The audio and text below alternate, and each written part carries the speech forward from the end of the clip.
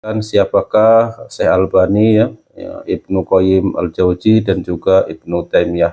Dan Ibnu Taimiyah sendiri juga masalah-masalah yang selama ini dipermasalahkan juga tidak sekeras orang-orang yang datang setelahnya. Mohon maaf, ini jangan sampai nanti ini langsung ditanggapi sebagai penanaman permusuhan, tidak. Akan tapi justru kami mewanti-wanti ada beberapa tokoh yang pemikirannya dinukil menjadi sebab permusuhan.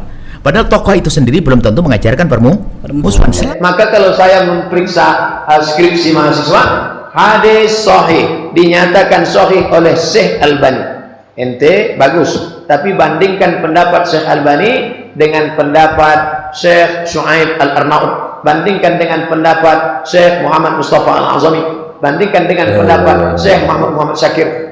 Cuman memang banyak dikritik para ulama juga, bukan hanya ulama di luar salafi, di dalam salafi pun banyak mengkritik beliau. Orang-orang Wahabi datang pada Albani, Syekh ini gimana ini, kita ini kan tabarruk begini kan syirik. Terus Syekh dalam kitabnya hadisnya bilang hasan, loh kitab yang mana lah ini? Al-Albani itu gak hafal sama kitabnya sendiri karena bukan ahli hadis. Akhirnya apa kata dia? Tenang, ngarang kitab lagi. Kontradiktif pemikiran Albani atau penilaian Albani. Jadi Syekh Hasan Saggaf kemudian menunjukkan bahwa Syekh Albani ini tidak punya metodologi yang istiqomah, yang mapan dalam mendhaifkan dan mensahihkan hadis. Ada hadis yang sama dia sahihkan, di tempat yang lain dia dhaifkan. Begitu.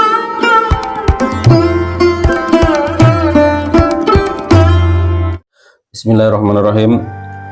Assalamualaikum warahmatullahi wabarakatuh. Alhamdulillahirabbil alamin, wassalatu wassalamu ala asyrofil anbiya'i wal mursalin wa ala alihi wa sahbihi ajma'in. Bagaimana kabarnya teman-teman? Semoga sehat selalu dan tetap dalam lindungan Allah Subhanahu wa taala. Amin ya rabbal alamin. Baik ya, berjumpa kembali bersama kami, channel yang membahas mengenai kajian-kajian dan juga hukum-hukum Islam yang akan disampaikan oleh ustadz-ustadz yang telah admin kumpulkan dalam video ini. Baik, dalam kesempatan kali ini admin akan membahas mengenai siapakah Syekh Albani dan juga Ibnu Qayyim Al-Jauzi dan juga Ibnu Taimiyah ya. Kita sering mendengar nama-nama tersebut ya, baik kita browsing di Google ataupun di buku-buku, ataupun biasanya ustadz-ustadz menyampaikan tokoh-tokoh yang saya sebutkan tadi itu sering disebut. Sebenarnya siapakah beliau-beliau itu? Mari kita dengarkan penjelasan dari ustadz-ustadz yang telah admin kumpulkan dalam video ini. Baik, yang pertama kita dengarkan penjelasan dari Buya Yahya ya, bagaimana penjelasan beliau yang akan menjelaskan siapakah Syekh Albani ya, Ibnu Qayyim Al-Jauzi dan juga Ibnu Taimiyah. Mari sama-sama kita dengarkan penjelasan dari beliau. Syekh Albani, Ibnu Qayyim, Ibnu Taimiyah.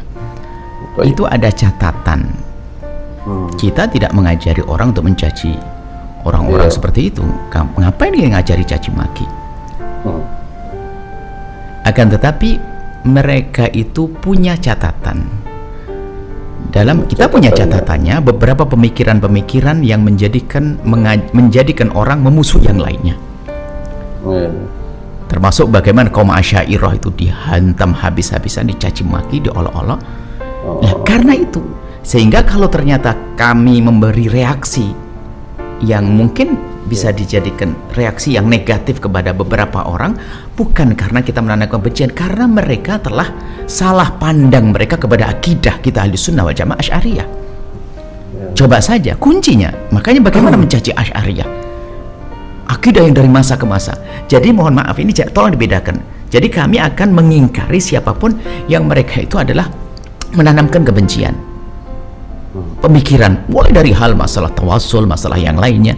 Ini kan masalah maulid Nabi, ini kan hal-hal yang sebetulnya kenapa kok jadikan bahan permusuhan orang awam di kampung, kok jadi memusuhi, kebencian kepada ahli tasawuf, kebencian kepada Asy'ariyah. Nah, jadi kita tidak mengajarkan kebencian kepada siapapun, akan tapi orang-orang yang disebut tadi itu mereka punya andil di dalam menjadikan orang-orang memusuhi akidah yang selama ini saya yakin akidah Asy'ariyah ahli sunnati wal jamaah. Tapi Imam Abu Hasan Asy'ari sendiri mengatakan bahwasanya kita tidak mengkafirkan orang yang menyembah ke Ka'bah, menyembah kepada Allah, yang menghadap ke kiblat, ahli kiblat, maksudnya yang beriman kepada Allah, kita dilarang mengkafirkan. Cuman kalau ada orang mengajari bagaimana pensyirikan orang tawasul, dan saya sendiri mendapat imbasnya kok, kita juga pernah ngobrol dalam hal ini, dialog, ternyata masih mengatakan ini adalah kerjakan syirik. Ajib, sudah dijelaskan dengan gamblang, kenapa masih dikatakan kerjakan syirik, kerjaan syirik yang kita lakukan selama ini? Loh, ini sumbernya dari mana? Jadi kita tidak mengajari musuh, akan tapi orang-orang ini punya catatan, mereka punya andil di dalam menanamkan permusuhan, mencaci Asy'ariyah. Saya Asy'ari, dan urusan akidah saya Asy'ari, saya berani mengatakan Asy'ari. Kalau ada yang tidak sesuai dengan saya, ayo apa yang nggak cocok, saya jelaskan. Nah ini, jadi permasalahannya bukan kita mengajarkan, enggak, tapi mereka adalah orang-orang yang punya catatan, mereka telah mengajarkan permusuhan dengan kaum Asy'ariyah. Jadi yang disebut tersebut, mohon maaf, ini adalah kita tidak mengajarkan kebencian, caci maki, tapi ada beberapa catatan. Makanya semua orang yang punya catatan semacam itu saya hindari. Karena kita ingin arahkan orang untuk mempelajari sesuatu yang akan terjadi perdamaian, kedamaian dan keindahan, bukan bermusuhan, mencaci ini syirik, ini bid'ah, ini kafir, ini syirik, ini syirik, ini syirik. Kok begitu banyaknya syirik?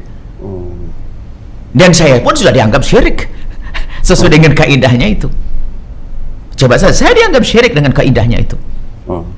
Dengan akidah saya Asy'ari syirik, dengan tasawuf saya syirik, dengan tawasul saya syirik. Nah, ini kan jadi gak benar. Tapi semoga mereka adalah ahli iman. Yang disebutkan tadi adalah orang ahli iman. Kita yakin insya Allah semoga Allah mengampuni, dan kemudian juga tidak kita pungkiri kebaikan juga ada. Tapi dalam urusan akidah kita harus punya prinsip dong. Saya tidak boleh mempelajari sesuatu yang membahayakan buat diri saya dan anak-anak saya. Bahkan saya larang anak-anak saya untuk membaca sesuatu yang berbahaya, karena murid-murid jangan baca. Jangan sok tahu saya bisa memfilter. Yang banyak kepleset itu gara-gara sombong. Masih banyak buku-buku kaum Asy'ariyah yang lembut, indah, menciptakan perdamaian dunia, itu banyak dengan amalan-amalan yang selama ini sudah berada di masyarakat. Kalau kita di Maroko, jelas di Maroko, di Mesir jelas di sana, Jazair, beliau Jazair, di Indonesia apalagi, Singapura, Malaysia, semua adalah akidah Indonesia, akidah indah, akidah ahli sunnati wal jamaati al asy'ariyati atau maturidiyah. Dan Ibnu Taimiyah sendiri juga masalah-masalah yang selama ini dipermasalahkan juga tidak sekeras orang-orang yang datang setelahnya. Mohon maaf, ini jangan sampai nanti ini langsung ditanggapi sebagai penanaman permusuhan, tidak. Akan tapi justru kami mewanti-wanti, ada beberapa tokoh yang pemikirannya dinukil menjadi sebab permusuhan, padahal tokoh itu sendiri belum tentu mengajarkan permusuhan. Selama ini lihat. Baik, itu tadi ya penjelasan dari Buya Yahya ya mengenai siapa sebenarnya ya Syekh Albani, Ibnu Qayyim Al-Jauzi dan juga Ibnu Taimiyah ya, sudah beliau jelaskan tadi siapakah beliau itu, dan bagaimana akidah-akidahnya sudah Buya jelaskan tadi. Dan selanjutnya kita juga dengarkan penjelasan dari Ustadz Abdul Somad ya, bagaimana penjelasan beliau mengenai nama-nama yang telah kami sebutkan tadi. Siapakah beliau? Mari sama-sama kita dengarkan penjelasan dari Ustadz Abdul Somad. Siapa sebenarnya Syekh Albani, Pak Ustaz? Syekh Albani itu adalah orang Albania itu Eropa Timur.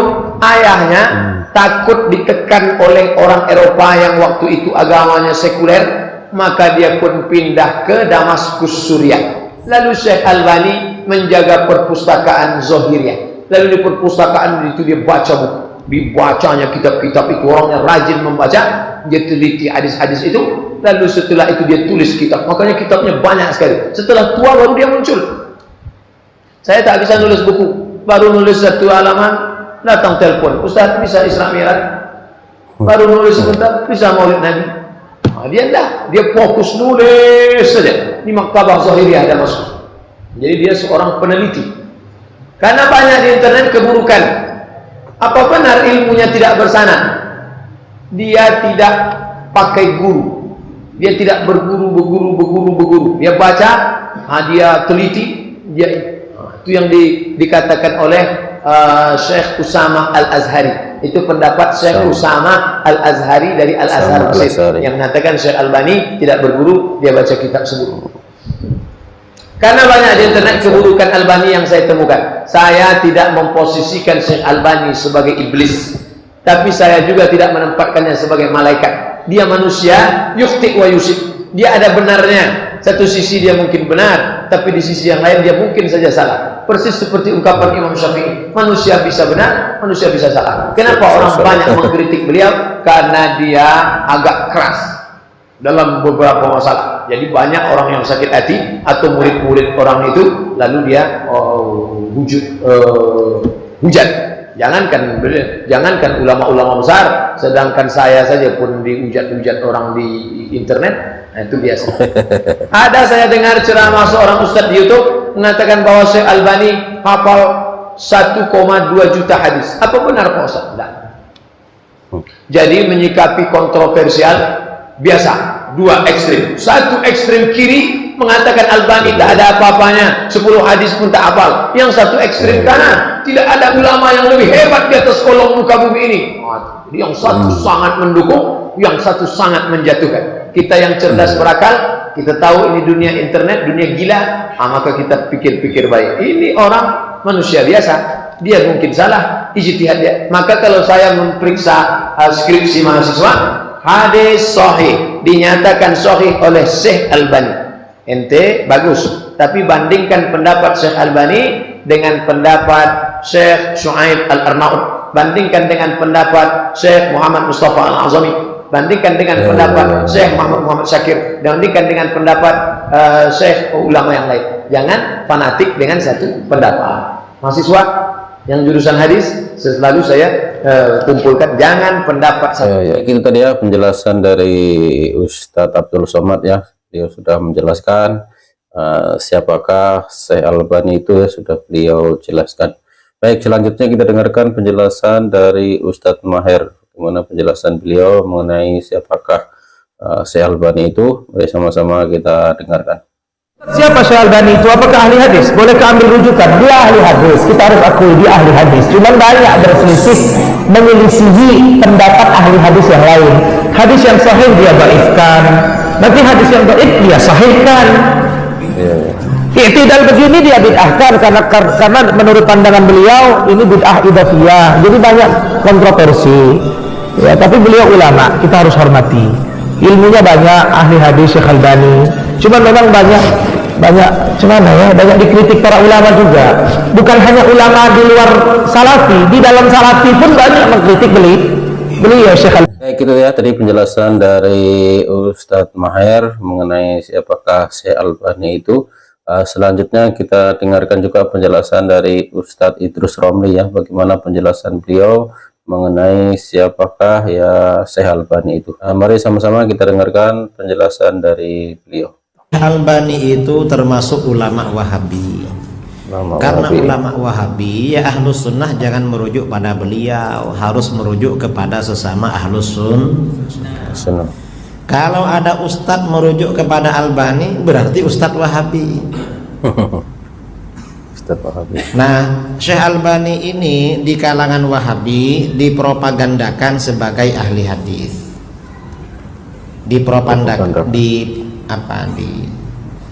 Dibangun image ya, diviralkan atau apa?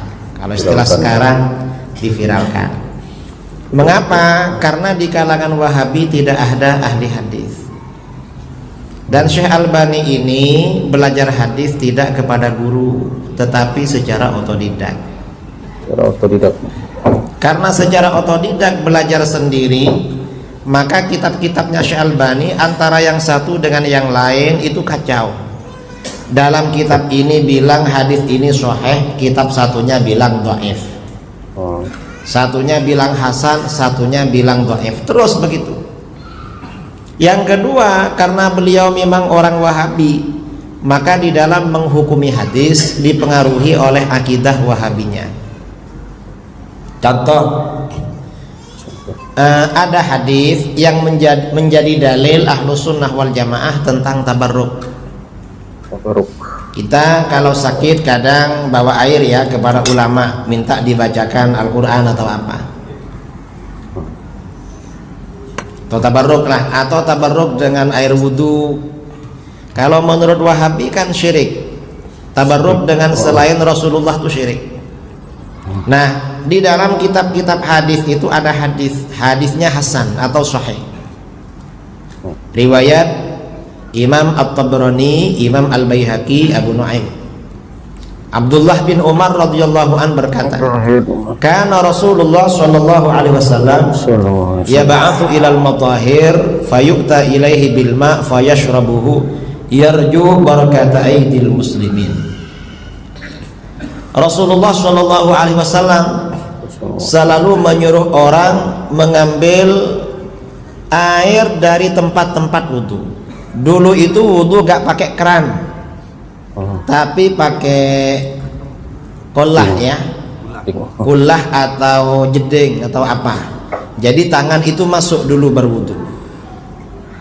Rasulullah tuh sering minta diambilkan air itu lalu diminum. Mengapa diminum? Yarju barakata aidil muslimin. Rasulullah mengharap barakah tangan-tangan muslim yang berwudu di situ. Kata Wahabi, bertabarruk dengan selain Rasulullah syirik, bertabarruk dengan muslim syirik. Ternyata di dalam hadis ini Rasulullah bertabarruk dengan umatnya. Ini kan pendidikan pada kita agar kita bertabarruk dengan sesama muslim. Rasulullah saja bertabarruk. Nah, Al-Albani ketika menulis hadis Sahihul Jami'us Shaghir wa Ziyadatihi dan kitab Silsilatul Ahadits As-Sahihah, tidak sadar kalau hadis ini sebenarnya menghantam Wahabi. Akhirnya apa? Al-Albani dalam kitab-kitab itu mengatakan hadisun hasan, hadis ini hasan. Begitu kitab ini keluar, heboh di dunia Ahlus Sunnah. Mengapa? Hai Wahabi, katanya bertabarruk dengan selain Nabi syirik. Ini hadisnya, guru Anda mengatakan hadisnya hasan. Kalau Anda mengatakan syirik, berarti guru Anda syirik. Kalau Anda mengatakan syirik, berarti Rasulullah syirik. Ini hadisnya hasan. Orang-orang Wahabi datang pada Albani, Syekh, ini gimana ini? Kita ini kan tabarruk begini kan syirik. Terus Syekh dalam kitabnya hadisnya bilang hasan. Loh, kitab yang mana? Lah ini. Al-Albani itu gak hafal sama kitabnya sendiri, karena bukan ahli hadis. Akhirnya apa kata dia? Tenang, ngarang kitab lagi, lalu ditulis hadis dhaif. Albani, makanya nggak bisa diikuti itu. Baik, itu tadi ya penjelasan dari Ustadz Idrus Romli ya, bagaimana penjelasan beliau mengenai siapakah Syekh Albani ya, sudah beliau jelaskan. Baik, selanjutnya kita dengarkan juga penjelasan dari Ustadz Ar-Razi Hasim, bagaimana penjelasan beliau mengenai siapakah Syekh Albani itu. Mari sama-sama kita dengarkan. Sesuai namanya, beliau dari Albania, salah satu wilayah yang ada di Eropa atau bekas jajahan Rusia ya. Beliau lahir di sana, di salah satu distrik di sana, dan diperkirakan di awal-awal tahun 1900-an ya, mungkin 1903 atau 1904. Karena dulu tidak ada KTP, barangkali ada penulisan yang tepat atau tidak tepat. Dan beliau wafat setelah besar dan tumbuh di Damaskus, pindah ke Yordan, ke Saudi, balik lagi ke Riyadh, lalu balik lagi ke Yordan, dan begitulah wafat di tahun 1999. Jadi setahun sebelum tahun baru. Syekh Albani awalnya dibawa oleh ayahnya, Syekh Nuh ya. Beliau bawa imigrasi dari Albania ke Suriah, ke kota Damaskus. Karena ayahnya adalah seorang yang bermazhab Hanafi, maka beliau pun pada masa kecilnya ikut mazhab ayahnya dan di suatu madrasah yang mazhab di situ bercampur antara Hanafiyah dan Syafi'iyah. Lalu sekolahnya terbakar, beliau pindah ke madrasah yang lain. Cuma beliau tidak sempat kuliah ya seperti masyayikh-masyayikh yang lain. Betul kalau ada orang mengatakan Syekh Albani itu as-sa'ati ahli jam, arloji. Tapi itu plus dan minus. Plusnya orang yang bisa otak-atik jam, servis jam, dia berarti sangat rigid, sangat perfeksionis, bisa membaca, melihat, membenarkan sesuatu yang sangat kecil dan rigid. Barangkali ini cocok dengan peneliti-peneliti, dan ternyata Syekh Albani yang dulu mempunyai pekerjaan sebagai servis dan menjual jam, kemudian beliau tertarik membaca. Daya tarik membacanya lebih membuat beliau nyaman daripada bisnis jam. Akhirnya beliau sibuk di maktabah, salah satu maktabah yang ada di Damaskus, membaca manuskripnya. Kemudian dalam pengakuan Syekh Albani sendiri, beliau membaca karya-karya Syekh Muhammad Rashid Ridha. yang merupakan murid daripada Syekh Muhammad Abduh dan cenderung kepada manhaj salafi wahabi. Meskipun beliau tidak murni salafi wahabi, dan di situ banyak kajian-kajian takhrij hadis, penelitian mengenai asal usul hadis, ini disebut dengan takhrij hadis. Dari karya-karya Syekh Rashid Ridho ini, kemudian beliau membaca karya seorang syekh yang bernama Al-Baitar yang merupakan seorang wahabi yang juga kuat dalam mendhaifkan dan mensahihkan hadis. Maka setelah itu Syekh Albani tertarik belajar hadis.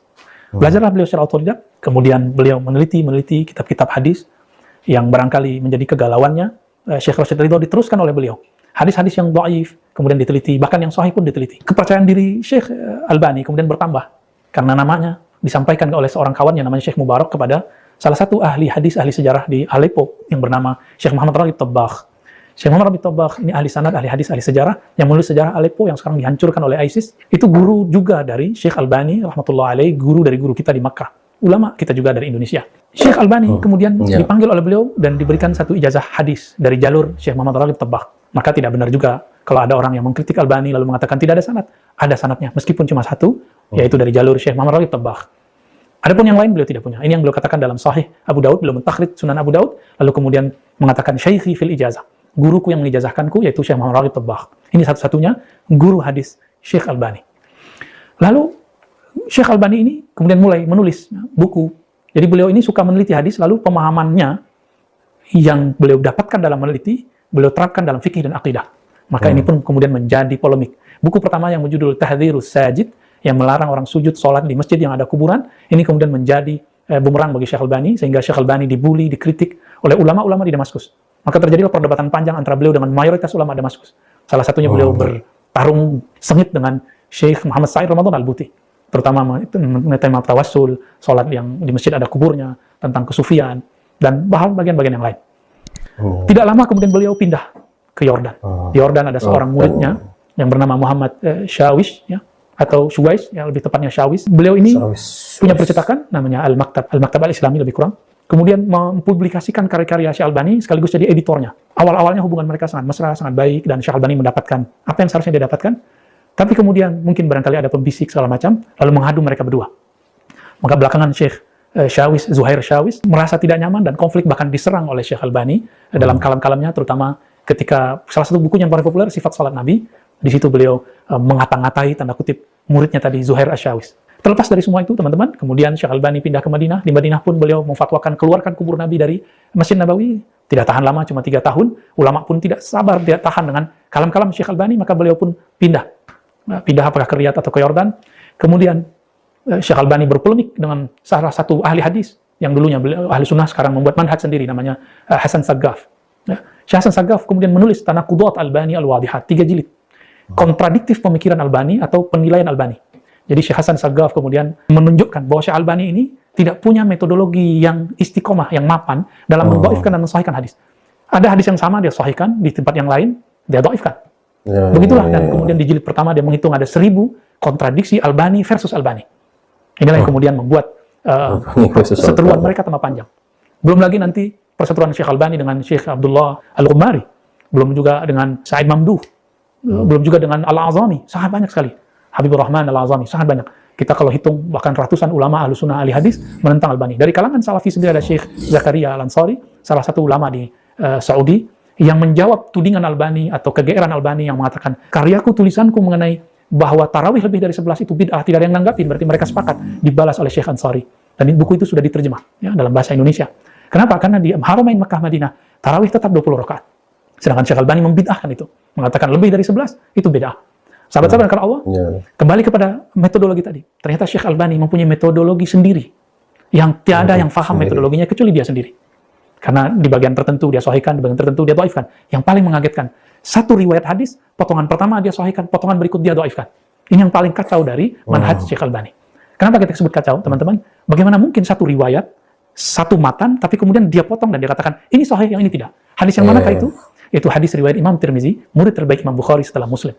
Mengenai membaca doa penjagaan diri, a'udzu bikalimatillahi tammat min syarri ma khalaq.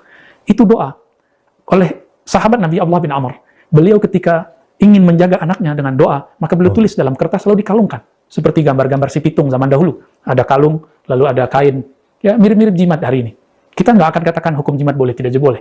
Tapi riwayat ini ada dalam sahih Sahih Al-Jami', riwayat Tirmizi yang lebih dikenal dengan Sunan Tirmizi, dan riwayatnya sahih. Syekh Albani mengatakan ini sahih kecuali lafaz kalimat bahwa Abdullah bin Amr mengalungkan tulisan tadi ke anaknya. Bagaimana ini mungkin terjadi?